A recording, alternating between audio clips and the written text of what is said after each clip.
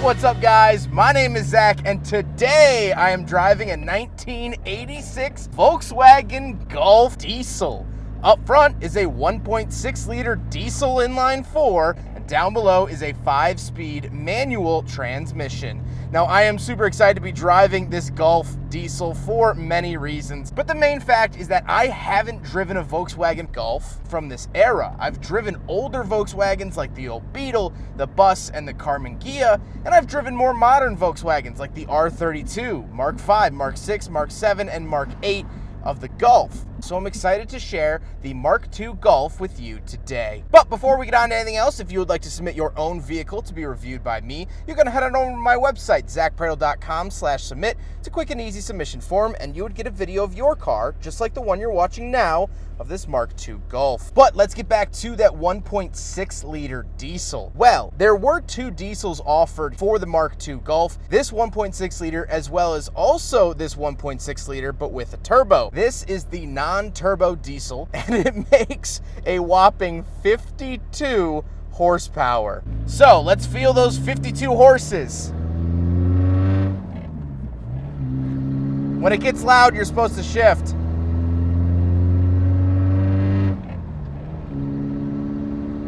$40? This is a 55 mile an hour road? Ah, shit. All right, we're doing 50. They're just gonna have to settle for 50. It's not a fast automobile. I guess I'm not really breaking any new ground, but this thing is slow and it chugs.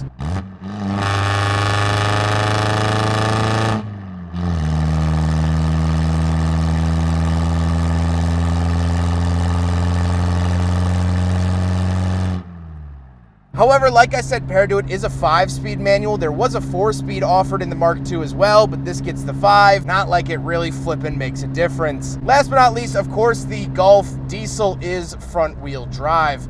So how does it feel to actually drive the Mark II? Well, physically, visibility is really good. I can't really comment on ride quality because this is on aftermarket coilovers with different wheels. So it is a little bouncy and it rubs, but that's not factory. The shifter is very, very vague.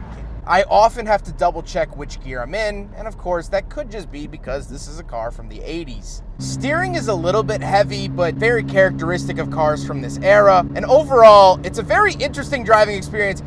You can cut back to the in-car. I have this Prius tailgating me because I am struggling to hit 50 on this road. Come on! Come on! 50!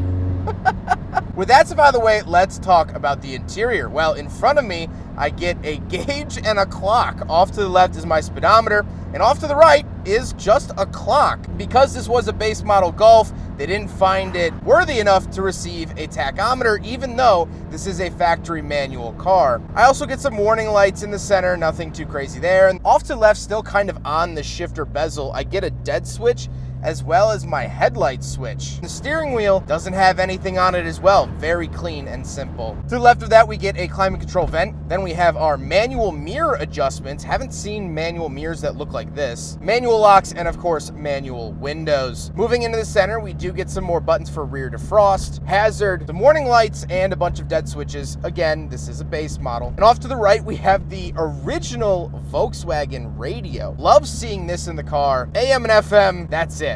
Although an interesting note that the owner told me is that you actually have to turn the volume all the way down to turn the radio off.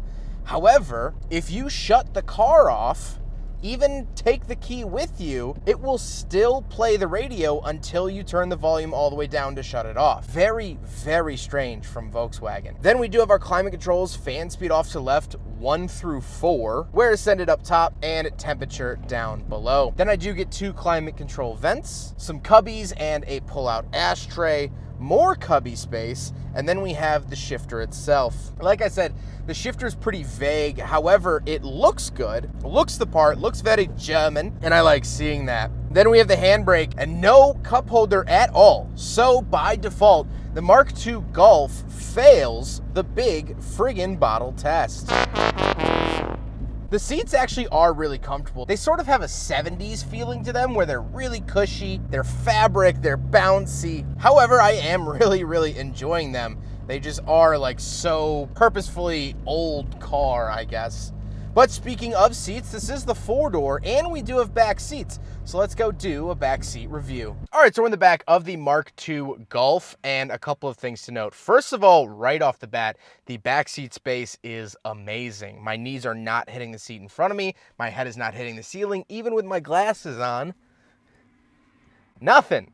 Please don't make that into a GIF. Amenities back here are sparse. Manual windows, manual locks, that's it. Although the windows do roll down actually pretty much all the way, which is really nice to see. One interesting thing, however, is that this back shelf, because I don't have headrests, this back shelf is actually the privacy cover for the trunk. So if you were to remove this, you could easily reach into the trunk and get anything that you want, which is really nice to see. Lots of open space back here, which really helps fight my claustrophobia. Overall, not anything crazy, but definitely fantastic space for a vehicle like this. The interior packaging of the Volkswagen is really good.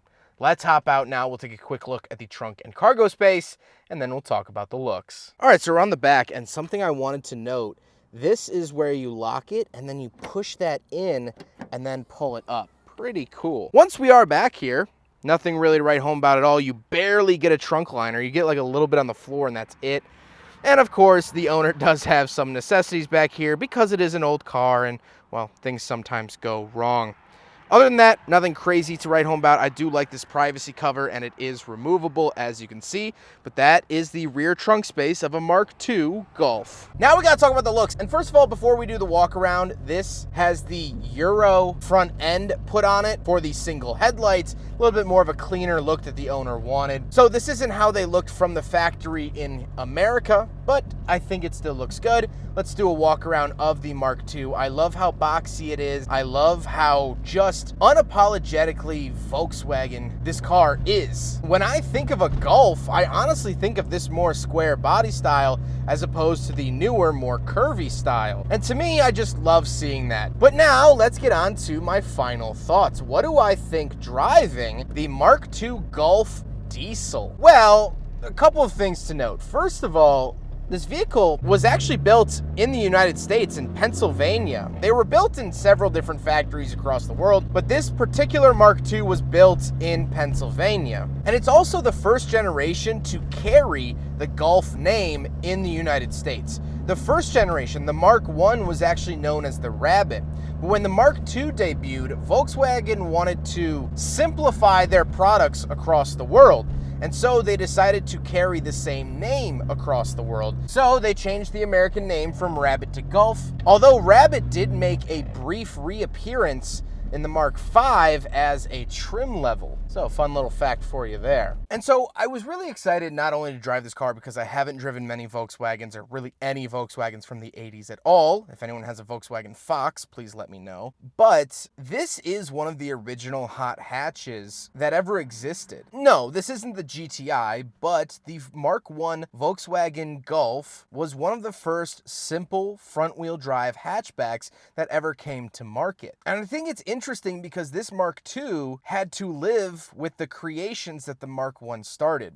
What I mean by that is when the Mark I came out in the 70s, nothing else was a little front-wheel drive hatchback. You had the Mini Coopers, but those were very small. Normal people didn't really buy Minis, especially here in the States. And when the fuel crisis was really hitting its stride, the Volkswagen Golf was praised for its economical being. And so during the Mark I, there weren't many competitors, but during the Mark II, during this generation, so many other competitors cropped up. Ford with their Escort, all of the Chrysler K cars, Chevy J bodies. And so this car had a lot of competition because of what the first generation started. It really kicked things off. And so how does this car compare to other 80s hatchbacks that I've driven? This car does great. That diesel engine is pretty awful just in terms of performance. So it's definitely lacking there, but you could have gotten this with a gasoline engine. You could have gotten this in the GTI trim level, which was a sort of hopped up, tuned version. And that to me is so cool. I love the body lines of this Mark II. I love just driving this car, and it still has a very German heritage, even though it was built here locally. The fabric in here, the two-tone, it reminds me a lot of the Fiat Panda that I drove last year. Although this is way better than that, especially in the backseat category. And so this car ended up being its own worst enemy because it created so much competition for itself. That's how good it was. If someone's copying your homework, you're doing something right. And Volkswagen got this car very, very right. I hope you guys enjoyed the video. Huge thank you to Andre for letting me take out his Mark II Golf. We've been trying to get this video together for a while. He's collected several other Volkswagens, Mark Is and Mark IIIs. I've also reviewed his Isuzu Trooper and his Honda Civic Hatch. He's been a huge asset to the channel, absolutely wonderful to work with, and I can't thank him enough.